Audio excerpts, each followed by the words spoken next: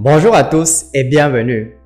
Aujourd'hui, nous allons voir comment trouver des prospects sur les réseaux sociaux et ceci de manière totalement gratuite.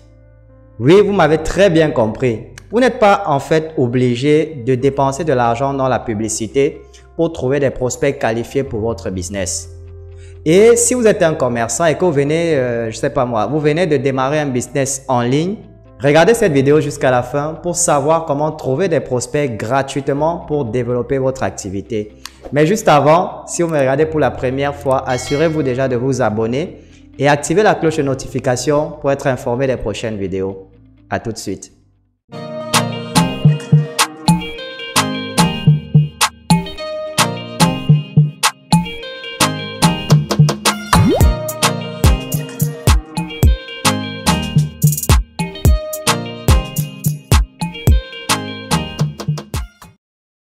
Bien, comment trouver des prospects? Pour répondre à cette question, il faudrait déjà qu'on essaie de recatégoriser chacun des réseaux sociaux. Ceci est très important déjà dans le sens qu'il faudrait comprendre quels réseaux sociaux sont adaptés pour la prospection. Parce qu'en réalité, ce qu'on fait là, c'est de la prospection. Et qui dit client parle de prospect. Et qui dit prospect parle de prospecter. Et en marketing digital, il existe, vous le savez certainement déjà, deux types de stratégies pour la prospection. Il y a les stratégies organiques, qui sont des stratégies gratuites. C'est d'ailleurs ce que nous allons voir dans cette vidéo.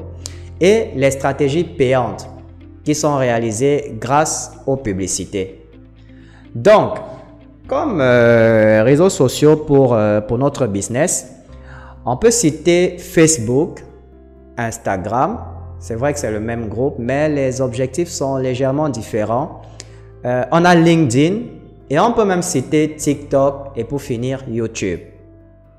Maintenant, selon moi, les trois réseaux qui sont adaptés pour notre business, nous avons Facebook, Instagram et LinkedIn.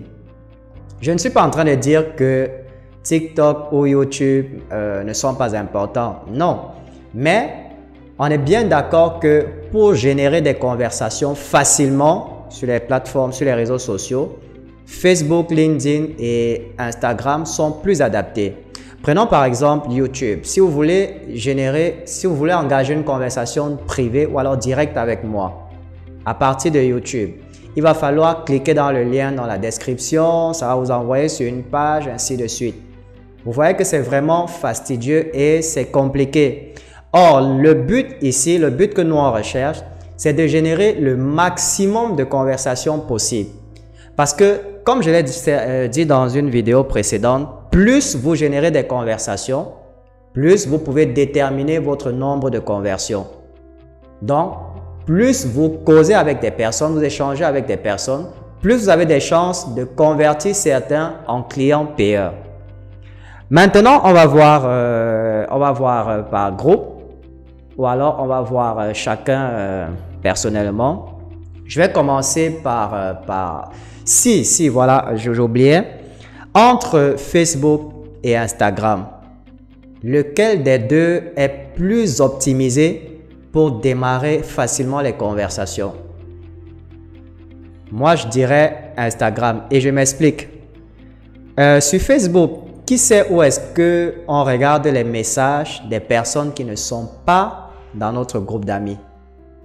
C'est-à-dire une personne, un inconnu qui t'envoie un message. Où est-ce qu'on regarde cela? Je vous dis déjà, quand tu ouvres ton Messenger Facebook, quand tu ouvres Messenger, si quelqu'un t'a envoyé un message et qui ne se trouve pas dans la liste de tes amis, eh bien ce message va aller dans les spams. En fait, ça se cache quelque part. Et il faut vraiment prendre beaucoup de temps pour trouver où ces messages-là sont stockés. Il n'y a que tes amis qui vont t'envoyer des messages. Tu vas les recevoir directement dans ton Messenger. Donc ça, c'est déjà un point faible pour Facebook par rapport à Instagram, qui lui, même si vous ne vous followez pas, donc même si on ne se follow pas, si moi je t'envoie un message privé sur Instagram, eh bien tu vas lire le message. C'est ce qu'on appelle les demandes de messages. Donc, même si on ne se follow pas, tu vas quand même lire ma demande de message. C'est-à-dire que Instagram, finalement, est beaucoup plus optimisé pour démarrer de nouvelles conversations avec les prospects. Maintenant, le point fort de Facebook, c'est quoi? Il faudrait déjà qu'on essaie de se rappeler. À l'origine, Facebook permettait de connecter les gens entre eux. Mais aujourd'hui, il a passé le flambeau à Instagram, puisque c'est dans le même groupe. C'est Instagram qui le fait maintenant. Et le point fort de Facebook, c'est quoi? C'est que maintenant, ils se sont recentrés sur le principe de communauté.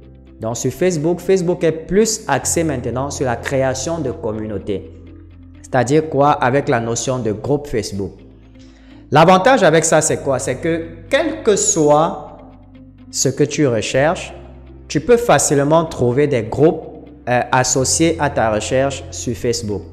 C'est-à-dire, Facebook regroupe les gens maintenant par catégorie. C'est-à-dire, tu as un critère de recherche, tu pars sur Facebook, tu mets ton critère de recherche, par exemple, perdre du poids, ou alors je recherche un emploi, ou alors vente moins chère, vente flash, etc. Tu vas avoir des groupes spécialisés uniquement pour ton critère de recherche. Ça, c'est l'avantage avec Facebook. En fait, vous comprenez que c'est tellement immense. Ne dites pas que c'est impossible de trouver des prospects. Les prospects, on les prend à la pelle.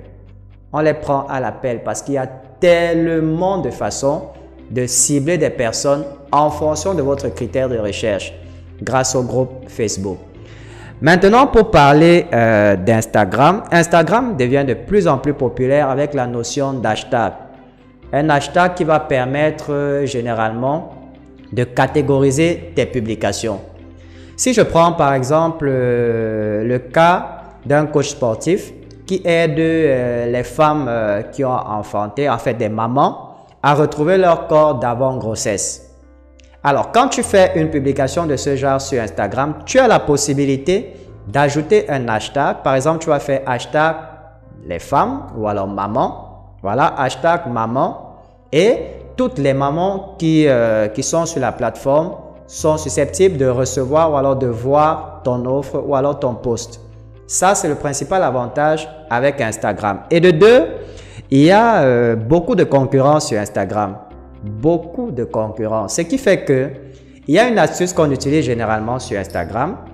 Tu vas chercher quelqu'un qui est très populaire, qui fait dans le même secteur que toi ou alors des secteurs similaires.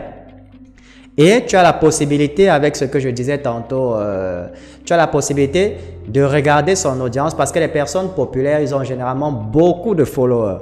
Ça veut dire que tu pars dans sa liste de followers, tu vas essayer de cibler ceux qui sont très actifs et tu vas leur faire des demandes de messages et proposer ton offre. Maintenant, le hic ici, c'est que comme c'est une mine d'or, tu n'es forcément pas le seul à savoir que on peut obtenir des prospects de manière gratuite en utilisant cette méthode organique. Tu n'es pas le seul à le savoir. Il y a de nombreuses personnes qui le font. Maintenant, la différence va se jouer au niveau de l'approche que tu fais. Et c'est ça qu'il faut maintenant apprendre. Apprendre comment approcher les gens de manière différente pour te démarquer de la concurrence. D'accord? Pour finir avec LinkedIn, LinkedIn, nous le savons tous, un réseau B2B. Lorsque vous êtes orienté, votre offre s'oriente vers les professionnels notamment. Donc, vous allez opter pour LinkedIn. Et LinkedIn aussi fait partie des réseaux où on peut facilement engager des conversations avec les prospects. Dans le sens que sur LinkedIn, on va faire ce qu'on appelle, ils font ce qu'on appelle le référencement, c'est-à-dire LinkedIn référence les métiers. C'est-à-dire quoi? Tu peux venir sur LinkedIn, tu dis, moi, j'aide les personnes qui ont des entreprises de plus de 15 membres ou alors de plus de 15 employés à se développer. Donc, les métiers sont référencés sur LinkedIn. C'est le référencement des métiers. Je sais pas, le mot m'échappe. Mais en gros, vous comprenez ce que j'essaie de dire. C'est comme cela que ça fonctionne avec LinkedIn. Maintenant, pour finir, on pourrait parler de TikTok et YouTube. Mais Comme je vous disais tantôt, sur TikTok, ça ne sera pas très évident de générer des conversations parce que il faudrait d'abord que tu sois abonné à moi, que je sois abonné. Et en plus, on a la possibilité de bloquer les messages entrants. Donc, ce n'est pas très optimisé. YouTube, maintenant, pour finir, l'avantage avec YouTube, c'est que bien que c'est pas facile de générer de nouvelles conversations, mais YouTube est adapté déjà pour gagner en visibilité. C'est-à-dire quoi? YouTube, généralement, on l'utilise pour une audience qui sait déjà ce qu'elle veut. Donc, tes internautes, ils ont un problème et ils cherchent une solution. Donc, YouTube, c'est pour des internautes expérimentés ou alors des prospects expérimentés. Donc, quand il vient, il sait ce qu'il vient trouver. Donc, c'est à ce moment-là que tu vas te concentrer, comme je le dis toujours, sur le contenu de ce que tu proposes. Il doit avoir beaucoup de valeur, donc ton contenu doit donner de la valeur à ton prospect. Et c'est à ce niveau-là que tu vas gagner en autorité dans ton domaine. Voilà en gros ce que j'essayais de vous dire, c'est que je voulais vous dire par rapport à trouver des clients gratuitement grâce aux réseaux sociaux. J'espère que cette vidéo vous a plu et qu'elle va vous être utile. Si c'est le cas, merci de la partager au maximum et surtout, laissez-moi un petit pouce bleu pour témoigner de votre soutien. Je vous souhaite beaucoup de réussite dans votre vie et on se retrouve très vite dans une nouvelle vidéo.